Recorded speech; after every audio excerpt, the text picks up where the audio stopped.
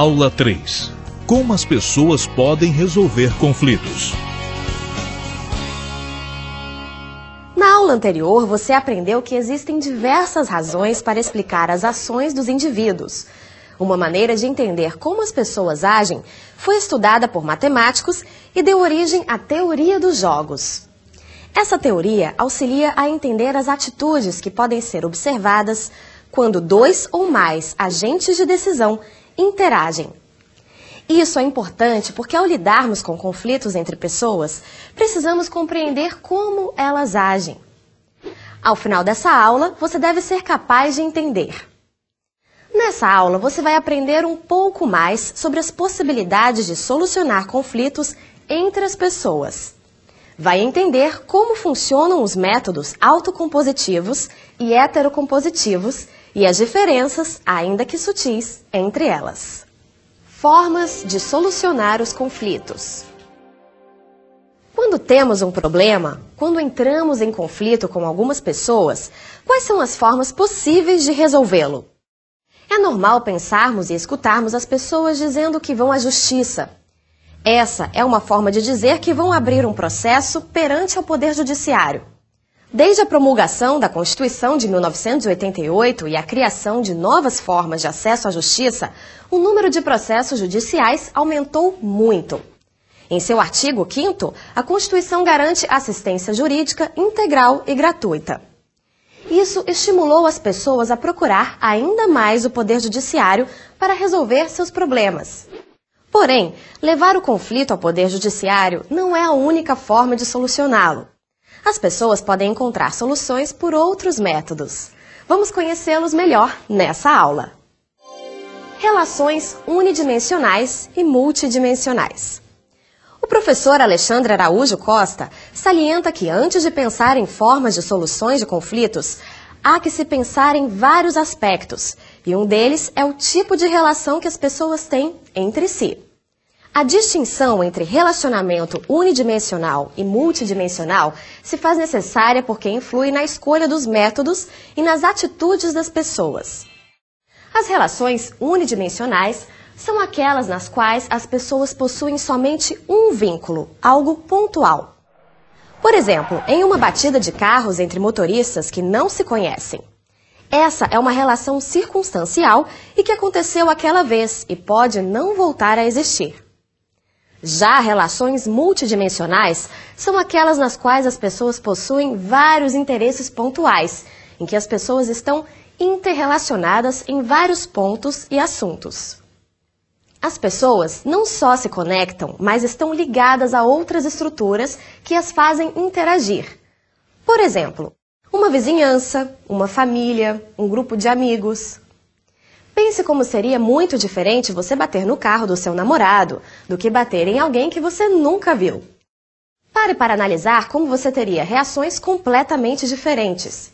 E se fosse o carro do seu vizinho, do seu colega de trabalho ou do seu chefe? Para o professor Costa, o status social influencia na maneira como lidamos com o conflito. Existem obrigações sociais e, por causa delas, as nossas relações fazem muita diferença. Ele cita o exemplo de um irmão que cobra uma dívida do outro, na justiça. Imagine como será a reação da família, dos amigos. Como será a repercussão desse processo? Como a pessoa será julgada pela comunidade?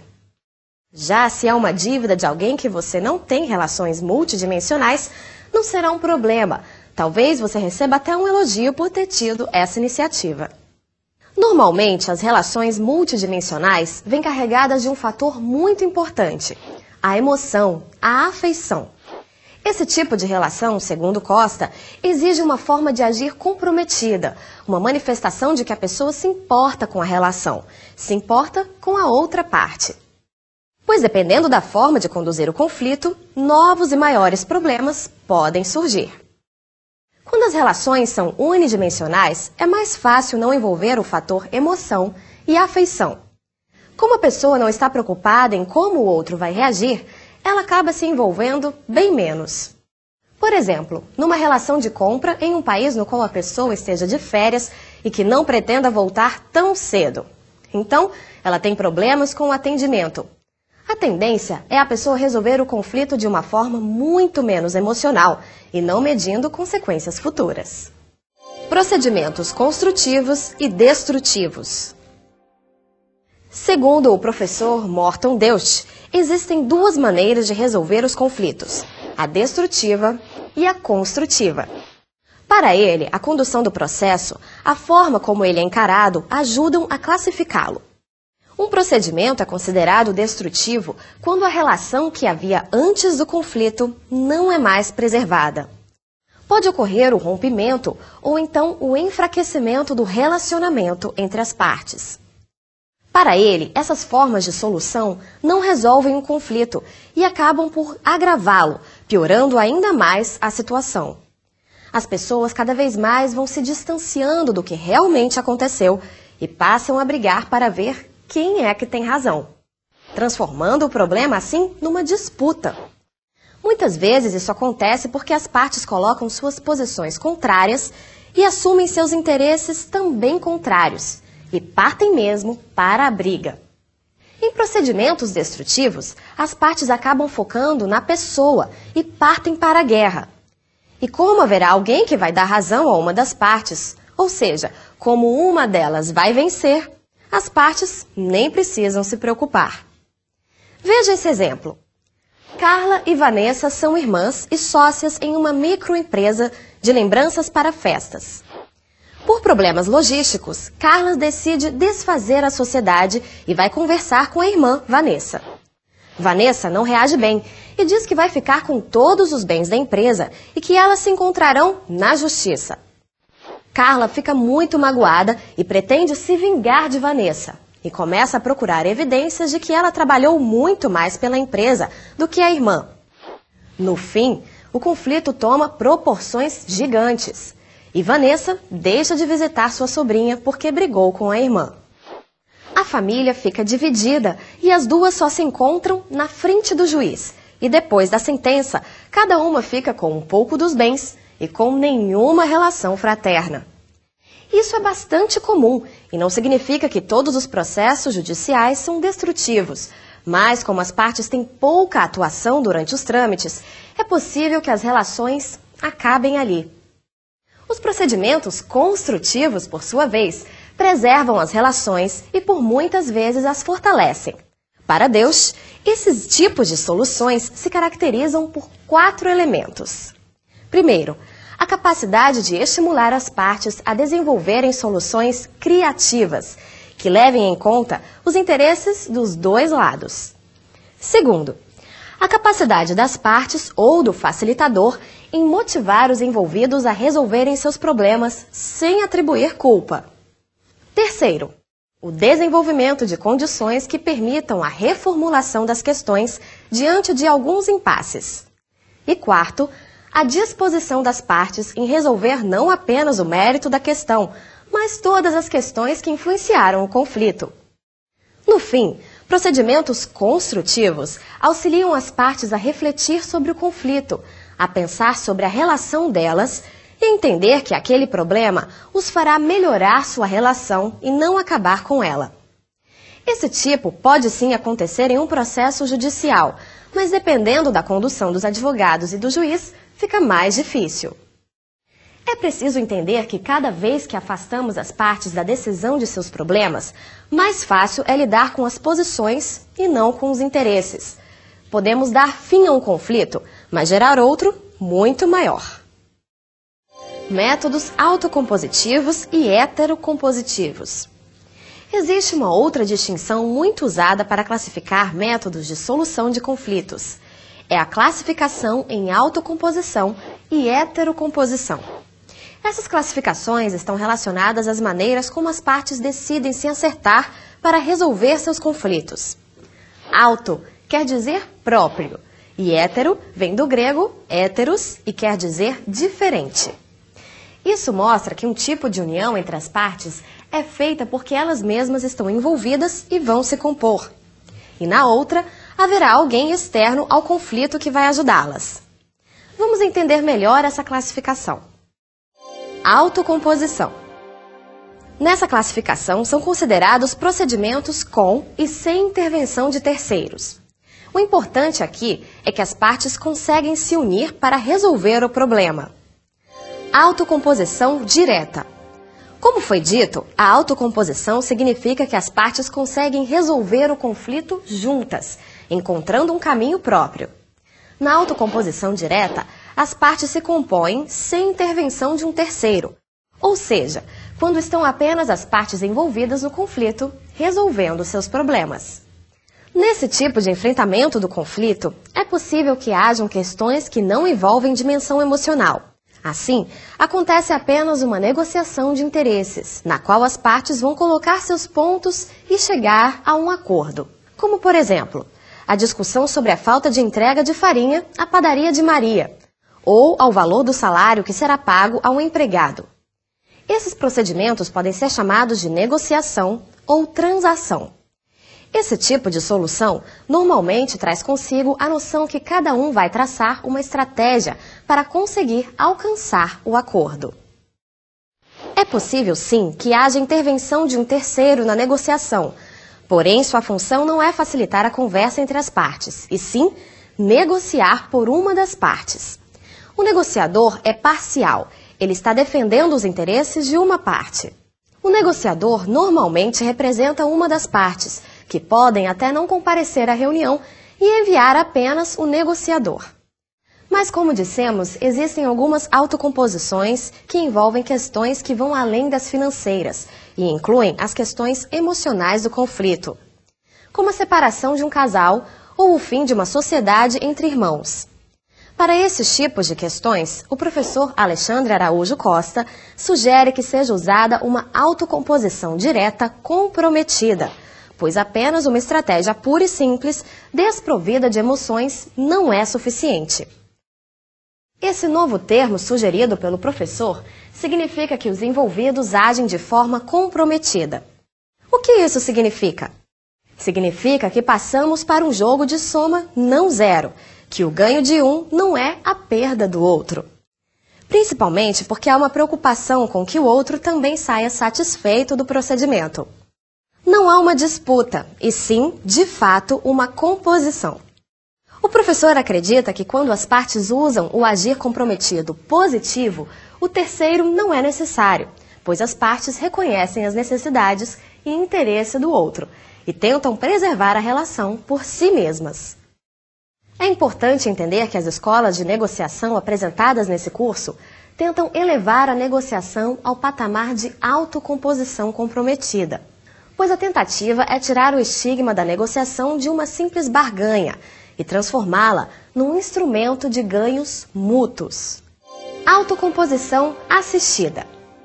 Finalmente, vamos encontrar uma solução na qual o terceiro aparece como facilitador, como a pessoa que não toma partido de nenhuma das partes do conflito, não representa nenhum interesse e deve apenas tentar retomar o diálogo entre as partes. Esse tipo de solução recorre a alguém que não está envolvido diretamente no conflito, mas pode ter alguma ligação com as partes, como no caso da laranja, a mãe das meninas, ou no caso de um chefe que aparta a briga de dois funcionários. De maneira alguma, o terceiro deve estar interessado em algum resultado, pois isso acaba com a imparcialidade e faz com que ele conduza os trabalhos de forma a levar o acordo para o caminho que ele deseja. O terceiro não pode ter uma ligação afetiva com um e não ter com o outro. Isso atrapalha muito sua isenção no procedimento, pois ele passa a defender os seus próprios interesses e passa a ser um negociador e o terceiro interventor. Por melhor negociador que seja, ao conduzir um procedimento, não deve negociar jamais. Sabemos que a imparcialidade total pretendida por Weber não é possível porque estamos lidando com humanos e não com robôs. Pessoas têm sentimentos, conhecimentos e experiências passadas que influenciam suas atitudes. Mas o ponto aqui é que se o terceiro possui um interesse direto, a possibilidade de ele tomar partido aumenta muito. E na condução do procedimento, isso não deve acontecer de forma alguma. Ao ter interesses nas questões, mesmo que o terceiro não manifeste isso de forma clara, isso com certeza atrapalha sua condução, pois ele passa a defender não os interesses da parte, mas sim os seus. É possível que um terceiro que não tenha envolvimento com as partes ou não tem nenhum interesse julgue a questão. E, por mais que o terceiro ache que uma das partes está certa e a outra errada, essa informação deve ser mantida em silêncio e ele não deve fazer nada que demonstre sua posição. Isso fará com que a outra parte perca credibilidade no terceiro e sua disposição por procurar uma solução com ganhos mútuos. Como o terceiro não tem nenhuma questão em jogo, o resultado do problema não influi em sua vida. Ele não irá buscar interferir a favor de ninguém. É importante lembrar que a imparcialidade exigida do terceiro é necessária para que as partes possam, de fato, expressar suas vontades e fazer um acordo, apenas porque assim desejam. A neutralidade ajuda a manter as partes calmas para não tomar nenhuma decisão pressionadas por alguém. É importante entender que, na autocomposição, as partes, de fato, expressam a autonomia das suas vontades. E caso não queiram entrar em acordo, elas não devem ser forçadas a isso. O papel do terceiro é facilitar a aproximação das partes em um conflito e respeitar o desejo delas. Não pode nunca forçar ou pressionar nenhuma delas a fazer o que a outra parte quer. O papel do terceiro não é defender uma posição, mesmo que ele ache justo. Ele deve apenas ajudar as partes a compreender que a questão possui lados diferentes, que merecem atenção. Os instrumentos mais comuns de autocomposição assistida são a mediação e a conciliação. E apesar de alguns doutrinadores acreditarem que tratam da mesma forma de solucionar conflitos, muitos outros defendem que existem muitas e importantes diferenças. Vamos explicar melhor essas diferenças daqui a pouco. Primeiro, vamos entender o que são métodos heterocompositivos. Heterocomposição. Nessa classificação, são considerados procedimentos com a intervenção de terceiros. O importante aqui é que o terceiro possui autoridade, pode impor o que ele acredita, e sua decisão será o desfecho do conflito. Diferente da autocomposição, o terceiro não está ali para facilitar a conversa, e sim para decidir a questão. A resposta para o conflito é do terceiro e não das partes. Elas não se compõem, e por isso ele é quem deve escolher a solução. O terceiro aqui tem um papel de julgador, de decisor. Ele vai conhecer os fatos e encontrar uma solução. Aqui, diferente da autocomposição, o terceiro deve deixar claro o que pensa e por que pensa. Normalmente, nesse tipo de procedimento, o terceiro emite uma sentença e fundamenta sua decisão em vários argumentos. Os métodos heterocompositivos mais conhecidos são a arbitragem e o processo judicial estatal. Autonomia da vontade das partes. Antes de conhecer mais profundamente os métodos autocompositivos e heterocompositivos, vamos entender um conceito fundamental, a autonomia da vontade das partes.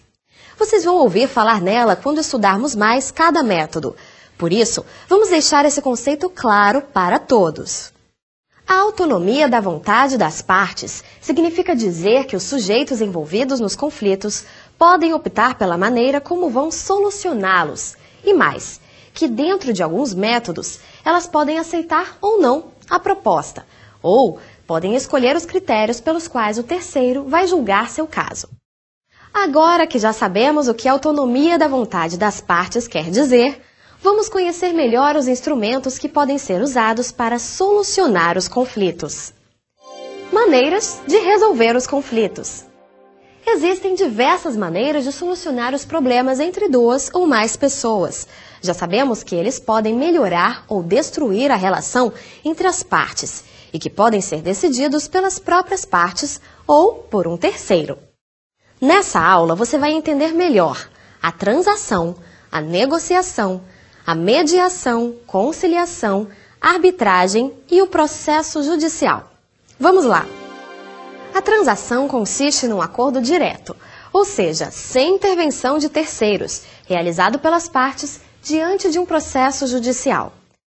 A legislação civil diz que é lícito aos interessados concluírem o litígio por meio da transação, geralmente concretizada por concessões mútuas, envolvendo direitos materiais.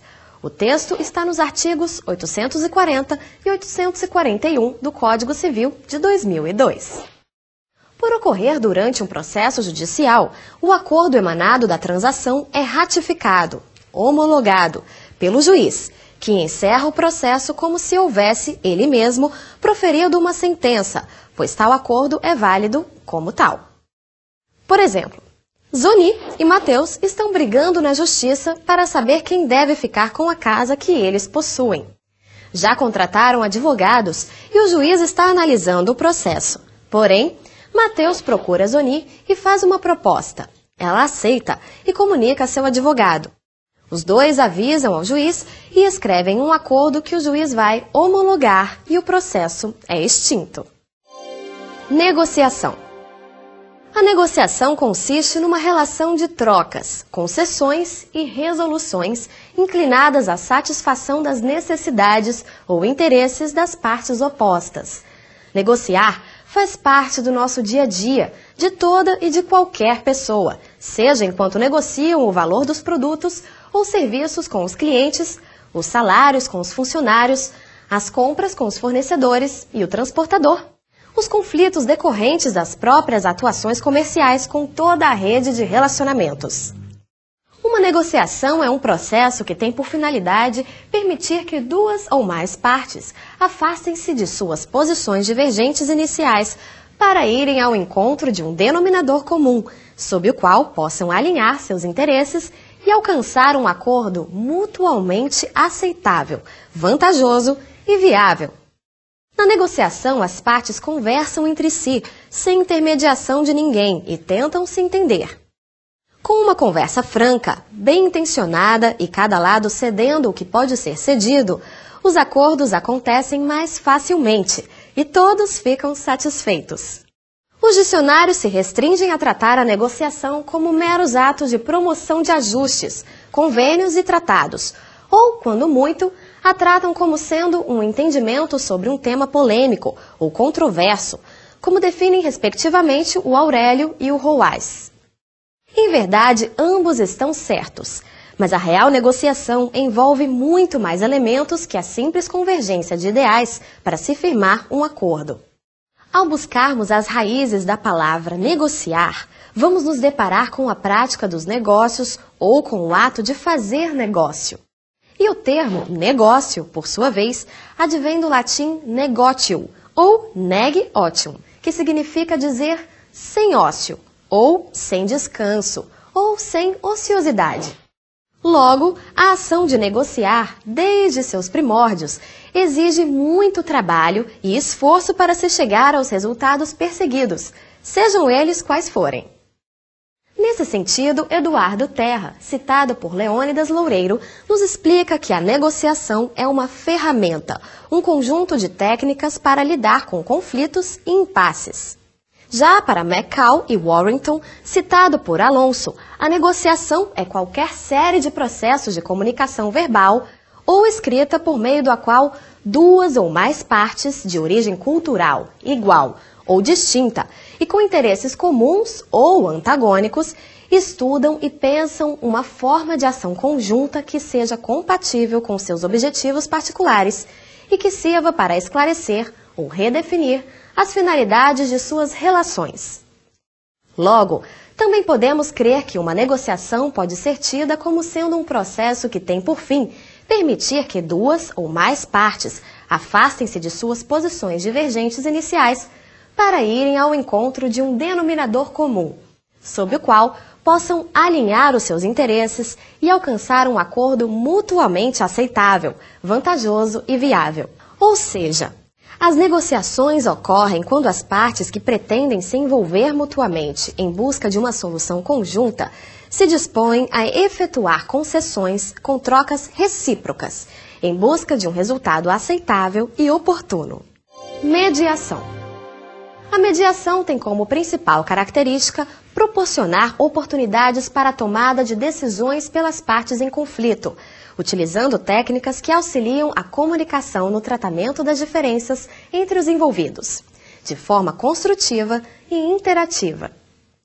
O mediador atua com neutralidade e imparcialidade, ajudando a aproximar as partes, identificando assim as questões do conflito e restabelecendo a comunicação. As técnicas utilizadas na mediação têm por objetivo uma ótima solução ao problema.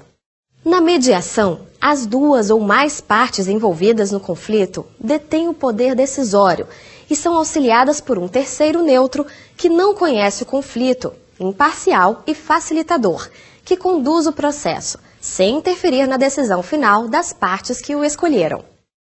O mediador usa técnicas a fim de estabelecer um ponto de equilíbrio na controvérsia, aproximando as partes e captando os interesses que ambas têm em comum, com a finalidade de alcançar um acordo mutuamente aceitável e o mais justo possível para as partes.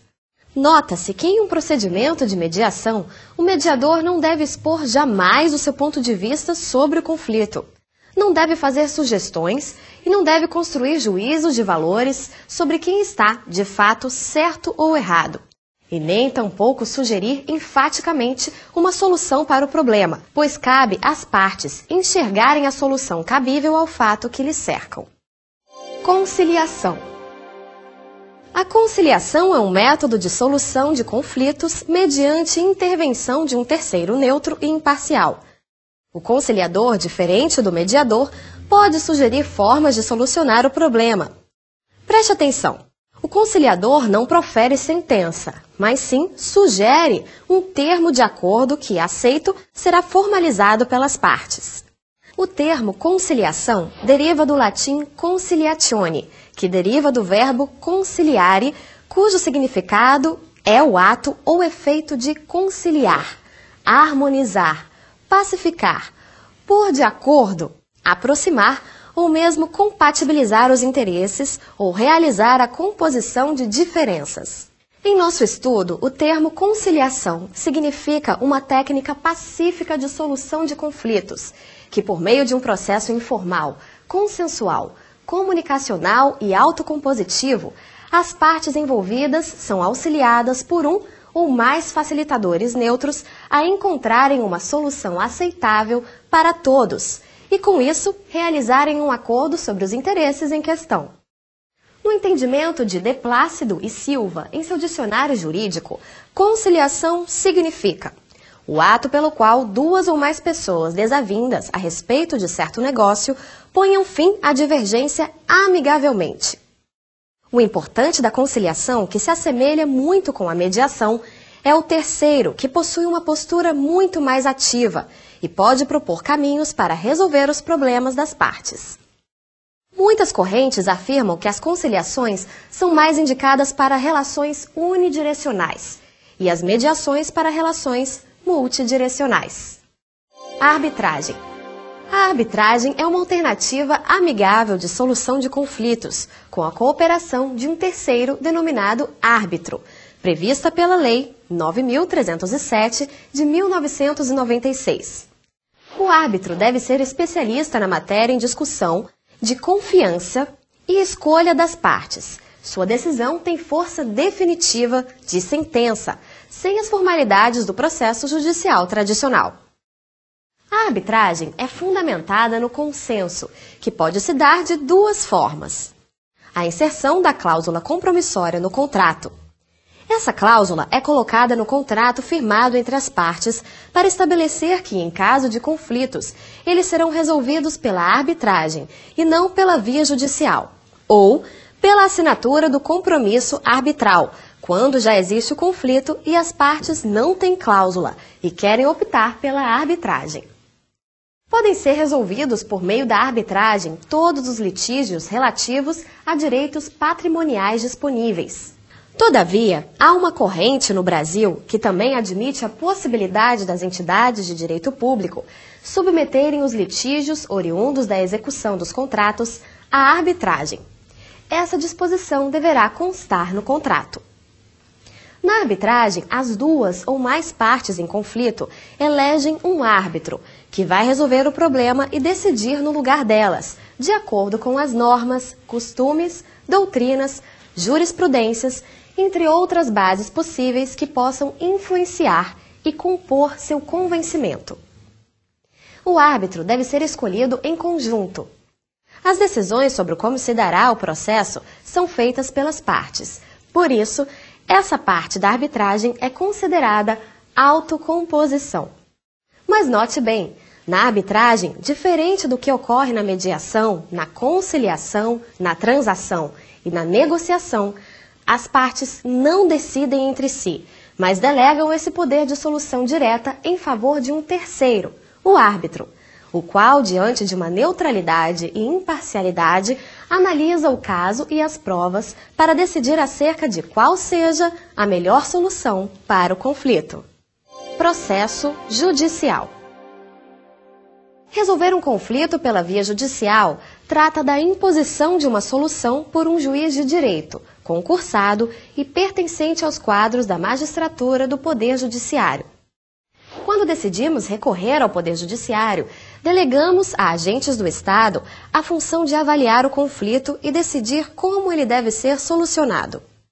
O juiz de direito, após a análise dos casos que lhe são levados ao seu conhecimento, deve garantir um direito previsto em lei, formar seu convencimento acerca do mérito do litígio a partir da aplicação ao caso concreto, das normas, das decisões anteriores, da doutrina, entre outras fontes de direito. E, ao final, apresenta uma solução por meio de uma sentença judicial fundamentada. Seja qual for o método escolhido, o importante é enfrentar o conflito, descobrir os interesses e encontrar caminhos que resolvam os problemas de forma completa. Lembrete! Nessa aula você aprendeu: existem diversas maneiras de solucionar conflitos que podem ajudar a melhorar ou destruir as relações. Além disso, as partes podem solucionar seus problemas sozinhas ou com a intervenção de terceiros. Podem entrar em consenso ou pedir que outra pessoa decida por elas. Na próxima aula, você vai aprender um pouco mais sobre como as pessoas se comunicam, o que é e quais são os mecanismos de comunicação entre as pessoas. Vai entender o que dizem algumas teorias que analisam a comunicação entre os seres humanos. Eu te espero!